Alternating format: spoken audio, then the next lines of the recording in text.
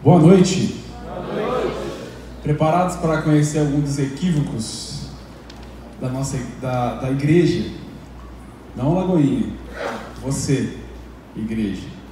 Nós somos igreja, amém? Amém. Então abra sua Bíblia comigo aí em João.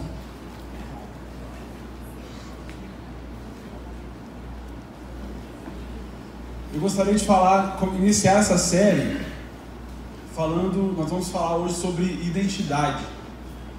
E crise de identidade é algo que muitos aqui têm. Eu posso até dizer, quase todos. Se não, todos já tiveram em algum dia, em algum momento da vida, alguma crise relacionada à identidade. Deixe sua Bíblia aberta em João 1. E para falarmos de... Deixa eu ver meu tempo aqui.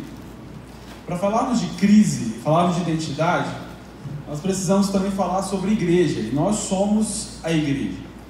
E o conceito de igreja, o ser igreja, frequentar uma igreja, muitas pessoas elas têm torcido um pouco esse discurso, porque o movimento de desigrejados tem crescido bastante, né? Pessoas que não gostam mais de ir à igreja, pessoas que já se decepcionaram com a igreja em algum momento da sua vida, da sua história, e acabam que eu não quero mais frequentar uma igreja, não quero mais fazer parte de uma igreja.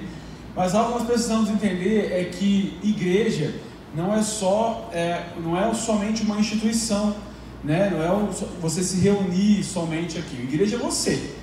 Eu sou igreja, né? E igreja é algo que foi criado por Deus, né? Nós não podemos deixá-la de lado, nós não podemos deixar esse conceito de igreja de lado, porque foi o próprio Deus que criou a igreja, ou seja, eu e você. E o conceito de igreja é chamados para fora, né? Eclésia, igreja, chamados para fora. São pessoas que foram tiradas de um determinado lugar, de um determinado local, né? E foram levadas a um outro local. Ou seja, ser igreja, eu e você, nós analisarmos o local, a situação em que nós estávamos, né? E você consegue pensar e lembrar em qual era a sua situação antes de se tornar cristão? Nós éramos o quê? Mortos. Concorda comigo? A palavra vai dizer que todos nós estávamos mortos em nossos delitos e nos nossos pecados, beleza? Então, nós somos transportados desse lugar de morte, do cemitério, de uma cova, né? São totalmente mortos. Fomos transportados para o reino de Cristo. Amém? Amém. Então, além de eu ser igreja, depois de transformado, depois de alcançado pelo Senhor, além de eu ser transportado, sair daqui desse lugar, né, dessas quatro paredes, e ir para fora para pregar o Evangelho, antes disso eu também fui transportado de um lugar. Eu fui transportado desse lugar de morte para um lugar de vida. Amém? Amém. Todos estão vivos? Amém. Então esse estado de morte, que fazia parte da minha e da sua vida, todos nós precisamos entender e deixar isso muito claro aqui dentro da nossa cabeça e do nosso coração. Nós estávamos mortos, não tínhamos vida, não tínhamos alegria. Nós vivíamos uma vida totalmente voltada para a satisfação própria. Você lembra um pouco da sua vida antes de Cristo? Não era aquela busca incessante por satisfação, aquela busca incessante em se relacionar com alguém, e uma pessoa era talvez o meu objeto de veneração, e somente aquela pessoa iria satisfazer o vazio interior aqui de dentro. Interior aqui de dentro foi bem legal. Não é isso? E essa plena consciência eu e você nós precisamos ter. Nós vamos ver nas Sagradas Escrituras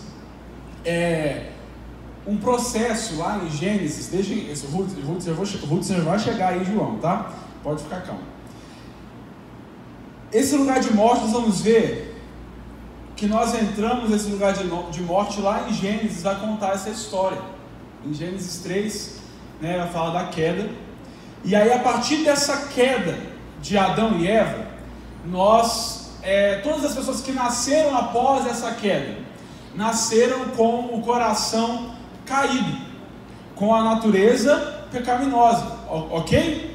Eu e você, nós temos a natureza pecaminosa, nós temos o coração caído, com inclinação para fazermos coisas erradas, né? Com inclinação para o mal. E esse coração caído é o problema de toda a humanidade. Todos nós que nascemos após a queda, nós nascemos com o coração caído. Você vai ver muitos pregando sobre isso, né? Até eu peguei alguns materiais da Andréa Vargas em um livro, né, impactante, que eu vou contar para vocês ao longo dessa série, que me ajudou a montar essa série de mensagens. Vai falar que as próprias crianças, você olha aquele bebezinho bonitinho, você olha para ele tem o coração caído. Ele tem. Nossa, isso aqui forte, meu filho infelizmente. Já viu aquela criança que, já falou muito disso aqui, né? Já viu aquela criança que bate, né, que não quer emprestar o brinquedo? Alguém ensinou isso para ela? Não. Faz parte do coração caído. Só que você vai ver também, eu e você, o tempo inteiro, a gente buscando meios para a gente melhorar ou acabar com esse coração caído. Aí só que você pode fazer terapia há muitos anos, você pode fazer aconselhamento pastoral por muitos anos, você pode tomar remédio por muitos anos, mas esse problema do coração caído, ninguém pode resolver, a não ser aquele que criou o coração. Somente Ele pode resolver e te ajudar a caminhar com esse coração caído. Só que é muito interessante que há uma promessa para cada um de nós, que esse coração ele será substituído. Há uma promessa de que esse coração, após a queda, ele será substituído. Lá em Gênesis nós vamos ver também que através de uma semente, quem já leu Gênesis 1, 2 e 3, vai estar lá. Através de uma semente viria a esperança para o povo. Através de uma semente.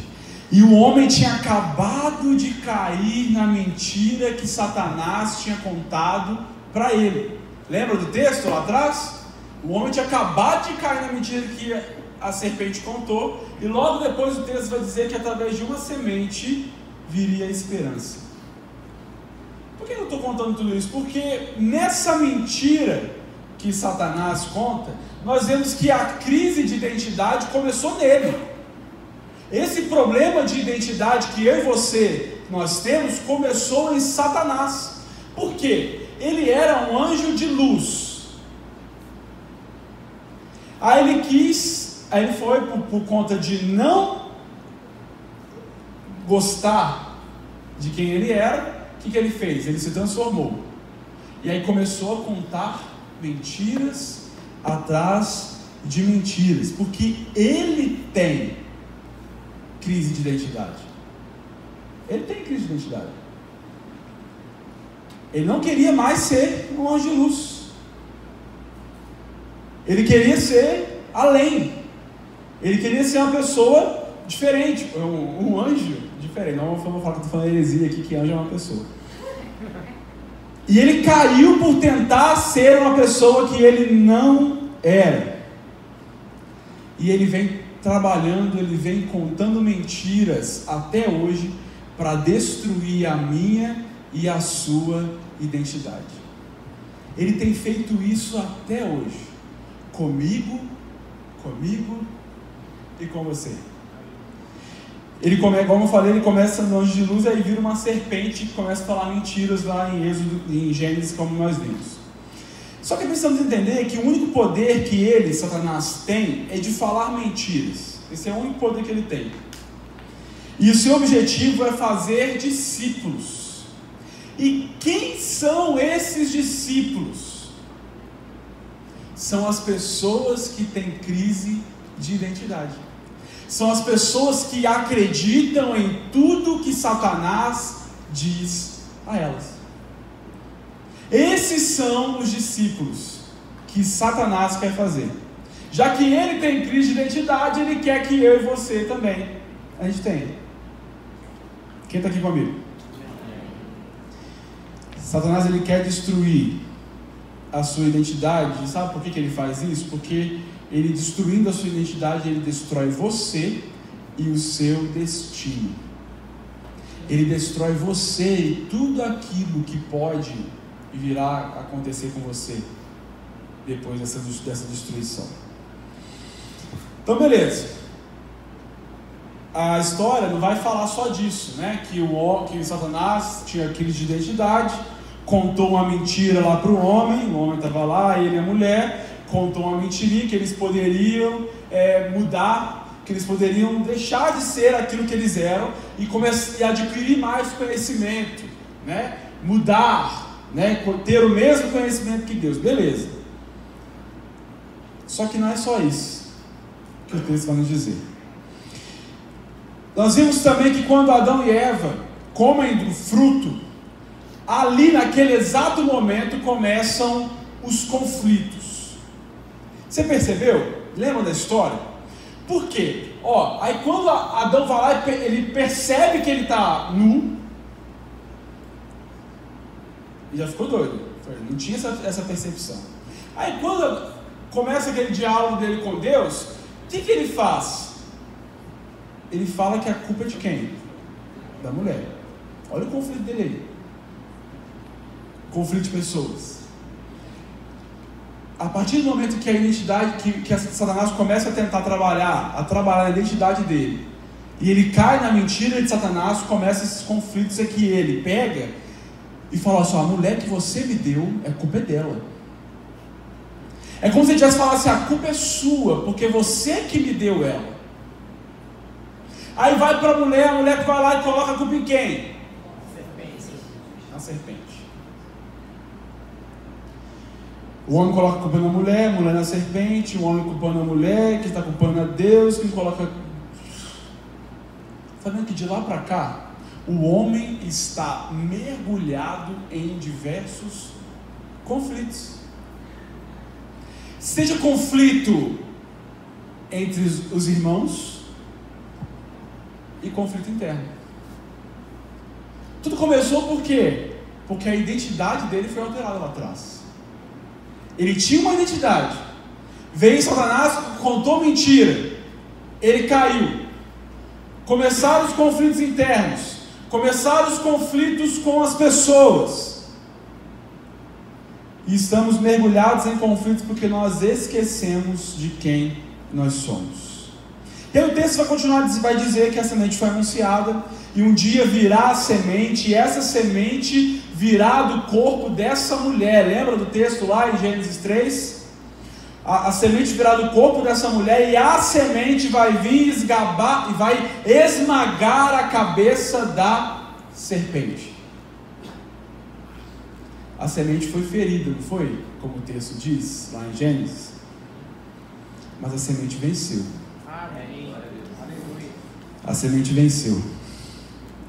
Jesus saiu pelo mundo a pescar corações caídos, o meu e o seu coração. E aí que eu quero entrar em João capítulo 1, porque teve a crise de identidade, o homem caiu na mentira de Satanás. Estava escrito no texto que a semente ia nascer dessa mulher, ia nascer da mulher, e essa semente iria ferir, esmagar a cabeça de Satanás, iria mudar o rumo todo da história. Aí nós vemos aí João capítulo 1, dizendo o seguinte, acompanhe comigo o texto. No princípio, aquele que é a palavra já existia. A palavra estava com Deus, algumas versões vão dizer verbo, não é isso? A palavra estava com Deus, né? Verbo, significado é a palavra, e a palavra era Deus. Ele existia no princípio com Deus. Nós vamos ver que o verbo, a palavra, a semente, Jesus, ele sempre existiu. Nós vamos ver lá em Gênesis 1, na criação, que no processo todo de criação, vai estar escrito assim, ó: façamos o homem à nossa imagem e à nossa semelhança. Ou seja, a Trindade participando de tudo. A Trindade participando do processo de criação. Então, a palavra, Jesus, ele sempre existiu. Ele existia no princípio com Deus. Aí versículo 2, ele existia no princípio com Deus. Versículo 3, por meio dele, Deus criou todas as coisas, e sem ele nada foi criado. Você vê Jesus no Velho Testamento aí, ó. Está lá atrás. Aí versículo 4, João falando: aquele que é a palavra possuía a vida, e sua vida trouxe luz a todos. A luz brilha na escuridão, e a escuridão nunca conseguiu apagá-la. Nós vemos aí esse início, esse prólogo dessa epístola de João, né? João, filho de Zebedeu, era o discípulo a quem Jesus amava. João gastou os últimos anos da sua vida ali em Éfeso, né? Deixa aberto o texto, trabalhando na parte de ensino, né, das escrituras, ensino, palavra, pregação, escrevia algumas coisas também. Aí de Éfeso ele vai lá para Pátimos, no período do reinado do imperador Domiciano. Lembra que ele teve que ser deportado para lá, porque ele não poderia ser morto. Ele foi para Pátimos, e lá em Pátimos também que ele teve a visão, né, do Apocalipse, beleza? Então aí o propósito dessa epístola é que ela foi escrita com esperança de se criar nos leitores a convicção de que Jesus Cristo, o Filho de Deus, era Deus, e que a vida das pessoas, a vida só poderia vir através desse Jesus, ok? Então por isso que ele começa essa epístola, esse prólogo. Prólogo é como se fosse uma introdução. Era a palavra que eles utilizavam, originalmente representava uma parte inicial de um drama grego. Então ele começa essa epístola falando que Jesus é o verbo, a palavra estava com Deus, o verbo estava com Deus no processo de criação, ele existia desde o princípio com Deus, e por meio dele também, juntos, três, Trindade, e Jesus fazia parte disso. Por meio dele criou-se todas as coisas, e sem ele nada poderia ter sido criado. Aí olha o versículo 6, vocês vão entender melhor. Deus enviou um homem chamado João para falar a respeito da luz. Está vendo que ele é a luz, Jesus, não João. Jesus é a luz, né? Que ele trouxe luz para todos. A luz e essa luz brilha na escuridão, e a escuridão nunca conseguiu apagar essa luz. Aí versículo 6 diz: Deus enviou um homem chamado João para falar a respeito da luz, a fim de que por meio do seu testemunho todos crescem. Ele não era a luz, João, mas ele veio para falar da luz, desse Jesus, da semente que viria para salvar a humanidade. Versículo 9: aquele que é a verdadeira luz, que ilumina a todos, estava chegando ao mundo, né? João veio aí preparar a galera que essa luz estaria chegando para as pessoas. Versículo 10, olha comigo. Veio ao mundo que ele criou, mas o mundo não o reconheceu. Quem aqui que não reconheceu ele? Quem aqui que não reconheceu? Os dele, os judeus. Ele veio para esse mundo, e o mundo, as pessoas não o reconheceram. Olha aí que o texto vai continuar dizendo para nós. Ele veio, versículo 11, veio ao seu próprio povo, e eles o rejeitaram. Está aqui comigo? Está acompanhando aí que ele é essa semente que nós estava falando lá em Gênesis, que viria para mudar o quadro todo, ótimo. Mas olha a pérola aí, no versículo 12. Ele diz que ele veio ao mundo que ele criou, fez parte da criação, estava lá atrás, mas o mundo não reconheceu. Ele veio ao seu próprio povo, que ele tinha criado, que ele tinha amado, e eles o rejeitaram. Aí versículo 12, mas, a todos que creram nele e o aceitaram, ele deu o direito de se tornarem filhos de Deus. Amém. Aleluia. Alguns o rejeitaram, os seus o rejeitaram, mas aqueles que creram, aqueles que tiveram fé, acreditaram que ele era Deus, de que ele é o Deus, da Trindade ali, os três participaram de tudo, que Jesus Cristo era Deus. Esses que creram e o aceitaram, ele deu o direito para essas pessoas que creram, essas pessoas que estavam mortas, essas pessoas cheias de crise de identidade, ele deu o direito para essas pessoas se tornarem filhos de Deus. Aleluia. Gente, só que eu fui estudar o original disso. Olha que doido. Eu sou crente há... Eu tenho 31 anos. Eu tenho cara de 25, mas eu tenho 31. 23, eu acho, né? 23, eu tenho cara de 23. É pra rir, gente. Enfim. Eu sou crente há muito tempo, eu fico para a igreja com 6 anos de idade, mas eu fui perceber os detalhes desse texto, estudar os detalhes desse texto agora, depois de pastor, dou aula em seminário. Então que a gente não entende nada, só a graça de Jesus mesmo para nos ajudar. Aí eu fui pegar o texto e comecei a estudar, pegar lá, eu ensino meus alunos de homilética, pega lá, faz a exegese do texto, pega materiais de apoio, dicionário e tal. Queridos, o texto vai dizer que no português, às vezes não está tão claro para nós aqui. O texto vai dizer que esses aqui, esse povo que o rejeitou, o povo caído, natureza caída, sem que o crise de identidade, esse povo todo perdido, o texto vai dizer que eles, quando eles tiveram fé e o aceitaram, o texto vai dizer que ele volta aí. Mas a todos que creram nele e o aceitaram, ele deu o direito de se tornarem filhos de Deus. O texto está dizendo o seguinte: no momento em que a pessoa ela crê em Jesus Cristo, naquele exato momento, é isso que o texto está dizendo no original, naquele exato momento ela se tornou filha. Você está vendo que você não se torna, o se tornar filho não é um processo assim como santificação, por exemplo.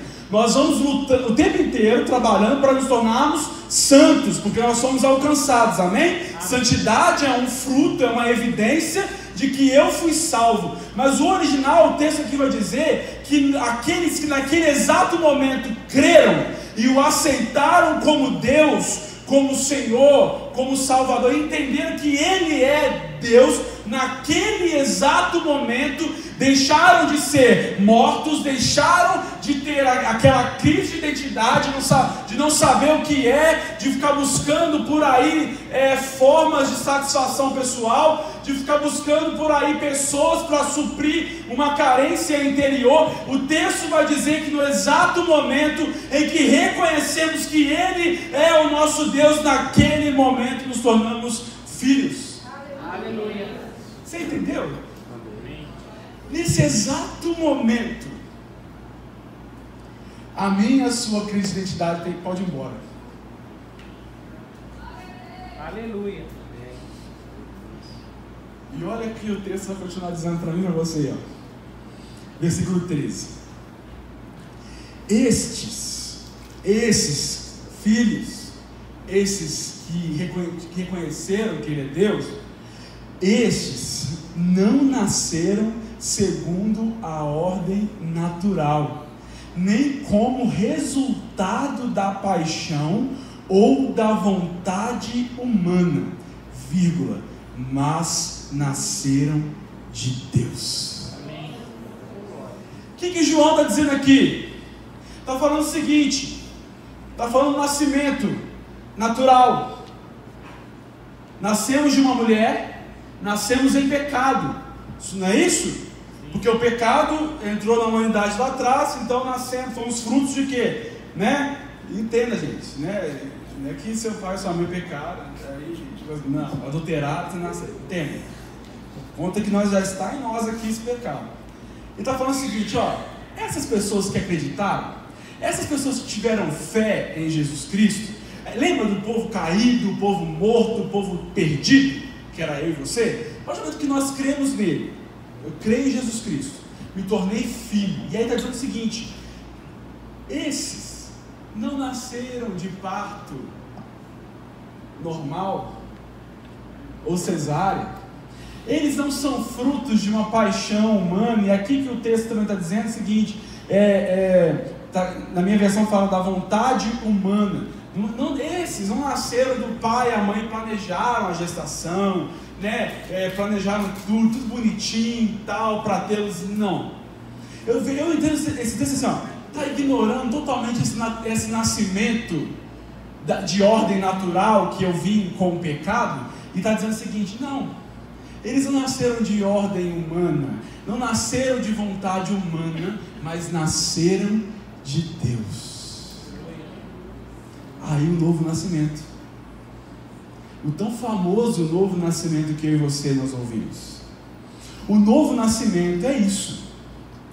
Ele está pegando o passado, o planejamento, muitos foram planejados e outros foram rejeitados. Muitos aqui podem ser, aqui na humanidade, pessoas que são frutos de estupro. Tanto aquele que foi planejado, que teve uma gravidez, a mãe teve uma gravidez desejada, planejado tudo bonitinho, e tanto aquele que foi rejeitado no ventre, tanto aquele que nasceu de uma maneira totalmente diferente, ruim, esse parto foi ignorado. Eu vou dizer isso, ignorado. Está dizendo, olha, eles não nasceram assim. Eles nasceram de mim. Aleluia. Eles nasceram de Deus. Amém. Isso tem que encher o meu e o seu coração de gratidão. Isso tem que encher o meu e o seu coração de gratidão. Esse é o novo nascimento, queridos. É algo sobrenatural. E o texto faz questão de diferenciar o nascimento natural do novo nascimento. E o que eu concluo com isso? Eu e você, nós somos filhos. Aleluia. Eu e você, nós somos filhos. Meu desejo para vocês nessa noite é evitar que qualquer outra identidade possa tomar conta do seu coração. Na verdade, eu ia colocar ali como tema, né, crise de identidade. Nós colocamos que sua sexualidade é a sua identidade como um equívoco. Por quê? Porque muitos acham que o que você sente é aquilo que você é. Só que não. Se você está aqui nessa noite e sente atração por pessoas do mesmo sexo, você não é isso que você sente. Não é isso que o texto está aqui me dizendo. O texto está me dizendo que eu sou filho, que você é filho, que você não é aquilo que você sente. Às vezes, em alguns momentos, você vai lá e cai em determinada área da sua vida, comete algum tipo de pecado, e aí Satanás vem e fala no seu ouvido assim, está vendo? Crente não pode fazer isso. Você não tem jeito. Você não vai conseguir largar essa prática que você tem aí, carrega contigo há muitos anos. E foi isso que o autor de um livro, o nome dele é Ed Shaw. Ele é pastor de uma igreja cristã nos Estados Unidos. E esse pastor, ele sente atração por pessoas do mesmo sexo. É isso mesmo. Só que ele não se rende à prática desse desejo dele. ele pastoreia essa igreja. Eu vou falar mais dele durante essa série de mensagens. E ele fala, eu sinto atração, ele fala desse jeito, eu sinto atração por pessoas do mesmo sexo, não pratico, e ele conseguiu encontrar nas Sagradas Escrituras a plausibilidade, o conseguir viver o cristianismo que ele entende nas Sagradas Escrituras, que aquela prática dele, o sentimento, o que ele tem é errado, é contrário às Sagradas Escrituras, mas ele não se define por aquilo que ele sente. Ele não se define, não, eu sou gay, não, eu sou filho. E você já viu aquela frase que muitos falam lá fora, assim, ó, seja o que você é. Já viu isso? Cara, seja o que você é. As pessoas que falam isso lá fora, cara, não tente mudar quem você é, não. Não tente mudar quem você é, viva do jeito que você é. Só que essas pessoas que falam lá fora, elas tropeçam em algo tão bíblico que elas nem prestam atenção. Beleza, eu vou ser o que eu sou mesmo. E o que eu sou? Filho. Eu e você precisamos sair daqui nessa noite nos comportando e entendendo que nós somos filhos. Talvez você está aqui nessa noite vivendo uma vida de prostituição, seja homossexual ou heterossexual, não interessa. E aí quando você cai naquela prática que talvez você estava viciado há muitos anos, há muito tempo, está acostumado, e aí vem Satanás e fala, você é isso. Não adianta você tentar largar, que você não vai conseguir. Talvez você está aqui e é agarrado em mentira.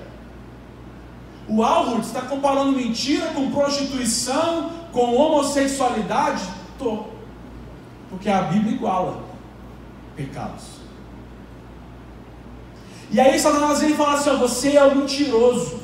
Você não consegue largar a mentira, mas aquilo que eu sinto e tenho vontade de falar não me define, porque o que me define é a palavra de Deus. Eu sou o que a Bíblia diz que eu sou. Se eu anteriormente estava preso na mentira, eu vou lutar o tempo inteiro com a ajuda do Espírito Santo para abandonar a mentira, mas isso não me define. A nossa sexualidade não nos define, não é a nossa identidade. O que passa na sua cabeça aí, de pensamentos mais horrendos possíveis, de pecados mais horrendos possíveis, isso não é a sua identidade. A palavra vai dizer que nós somos filhos. A partir do momento em que eu criei em Jesus Cristo, naquele exato momento, eu me tornei filho. Eu não estou aqui dizendo, querido, que você vai deixar de um dia para o outro de sentir o que você sente. Não. Lembra que eu comentei com vocês que eu era glutão? Reduzi o estômago bem magrinho, glória a Deus. 52 quilos que eu perdi. Mas o glutão está aqui ainda, na minha cabeça. Eu tenho vontade de comer o mundo. Aí quando eu como o mundo, que eu acho que é o mundo, eu entalo. Aí eu tenho que ir para o banheiro, colocar o dedo na goela para vomitar tudo aquilo que eu comi, porque o meu estômago não é mais de um glutão. Mas a glutonaria ainda está em mim. Porque a palavra vai dizer que de glória em glória nós vamos sendo transformados. Eu vivi anos e anos na glutonaria, comendo tudo que tinha direito. Engordei, fiquei com 143 quilos e precisei de uma intervenção. Eu estava com 143 quilos quando vocês me viram mais gordo. No ápice da minha vida. Esse meu vício me acarretou diversos problemas. Eu tinha a apneia do sono. Eu parava de respirar em uma noite mais de 200 vezes. Em uma noite. Por conta do meu vício, que me gerou esse tipo de consequência.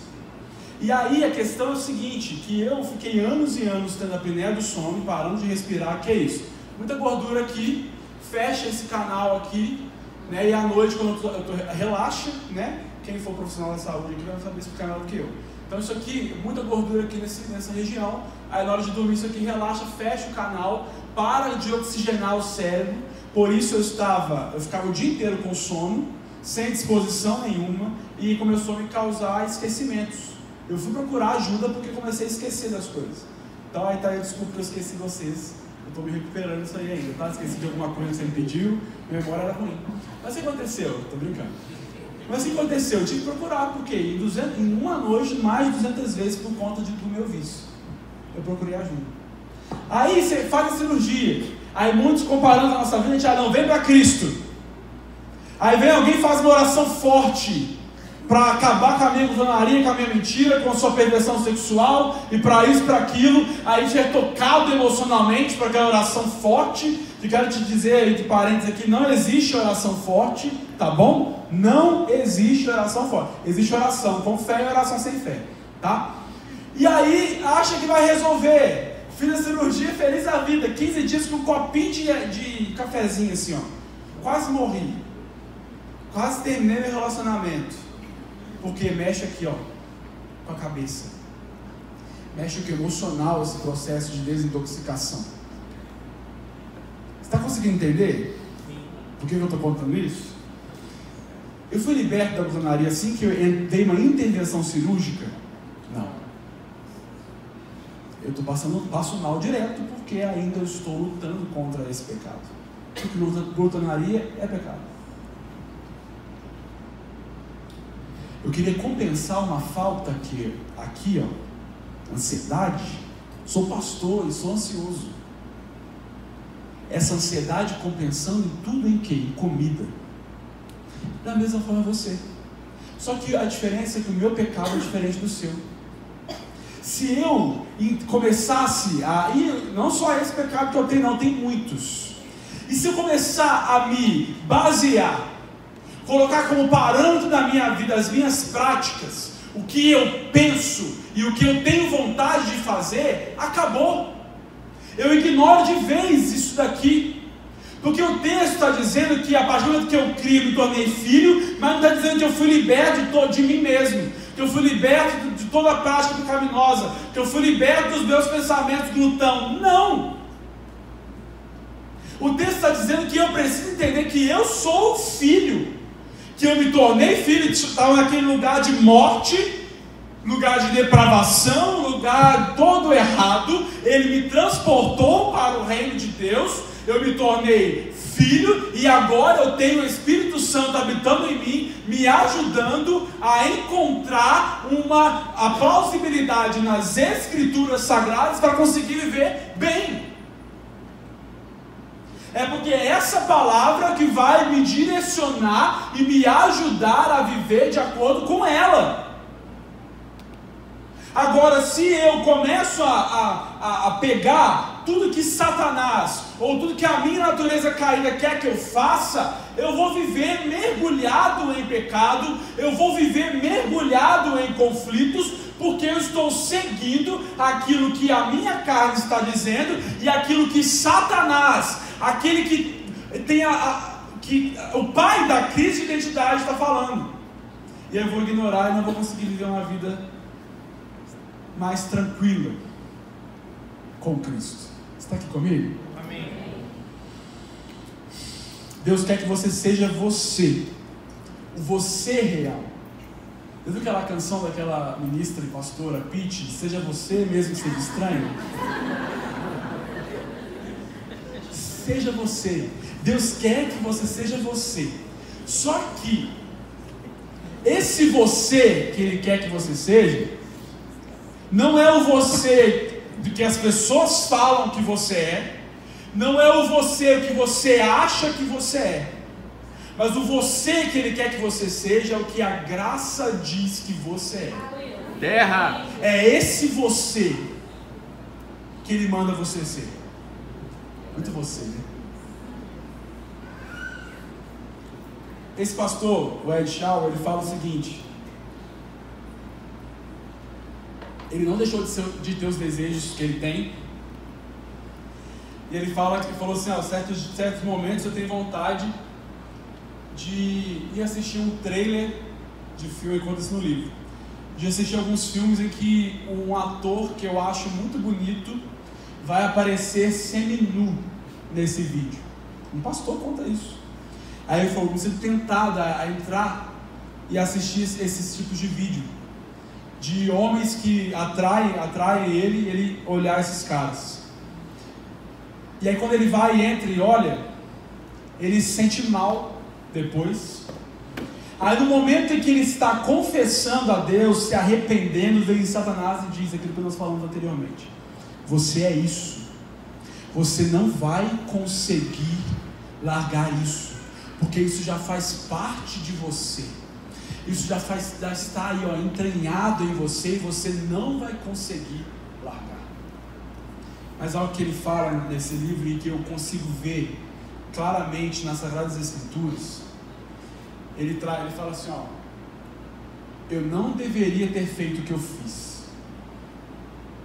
De fato, ele não deveria ter entrado naquele site, ter visto aquele vídeo, mas isso não anula em nada quem ele é pela graça. Você não deveria ter entrado naquele site pornográfico que você entrou hoje, mas isso não anula em nada o que a palavra diz a seu respeito. Você não deveria ter seduzido aquele cara como você seduziu, talvez na sua rede social, no seu WhatsApp, mas isso não anula em nada o que a palavra diz a seu respeito. Você não deveria ter mentido como você mentiu hoje, mas isso não anula em nada o que a palavra diz a seu respeito, que você é filho. E um pai, ele pega esse filho, ele ama esse filho do jeito que ele é, mas ele se recusa a deixar esse filho da forma que ele está. E o que ele faz? Ele vai te transformando de glória em glória à imagem de Jesus. Lá em Romanos capítulo 8 vai dizer que o propósito de Deus em ter criado eu e você foi para nos transformar à imagem de Jesus. O propósito de Deus ao ter criado eu e você não foi para nos tornar pessoas bem-sucedidas, ou cristãos ricos com o carro do ano na garagem, ou com uma conta bancária gorda. Não. Isso é consequência, Deus abençoa muito.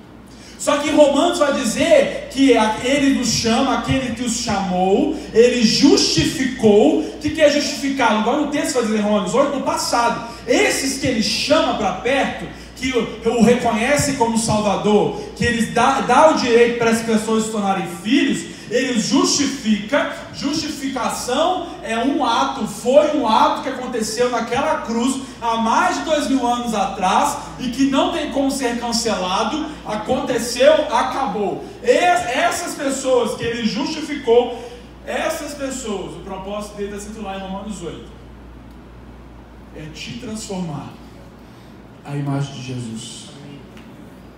Você está conseguindo entender aqui? Amém. O que você sente não é o que você é. O que você tem vontade de fazer não é o que você é.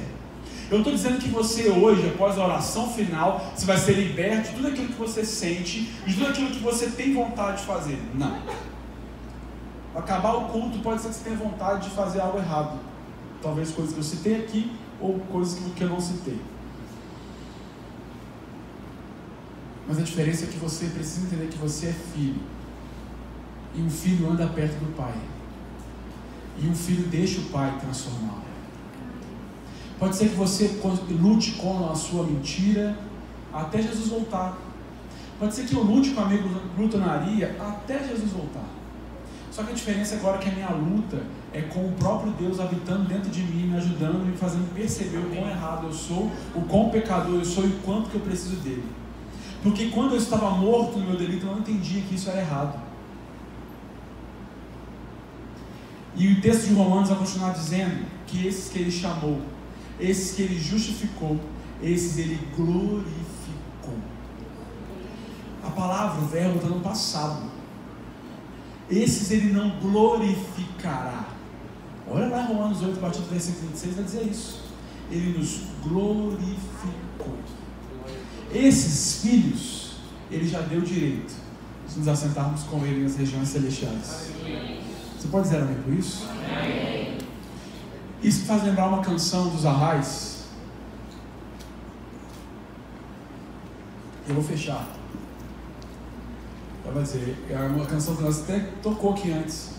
Eu sou mais que vencedor, mesmo eu sendo o esquecido em tudo o que eu vivi. E me chama amigo, não sou mais estranho, eu sou filho, eu sou teu. E aí no finalzinho da canção vai dizer assim, eu fui encontrado, sendo que eu sempre fui o esquecido. A outra parte da canção vai dizer assim, ó, sendo que eu sempre fui o segundo em tudo que eu vivi. No tempo de morte você era esquecido, você era o segundo. Outras pessoas eram prioridade. Outras pessoas eram lembradas, e você não, porque eu e você não, porque nós estávamos mortos em nossos delitos e pecados.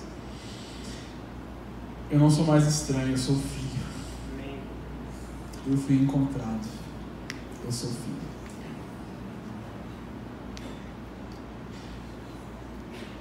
O equívoco que o diabo e a sociedade diz que você é, a sua sexualidade é a sua identidade, quebra por terra nessa noite.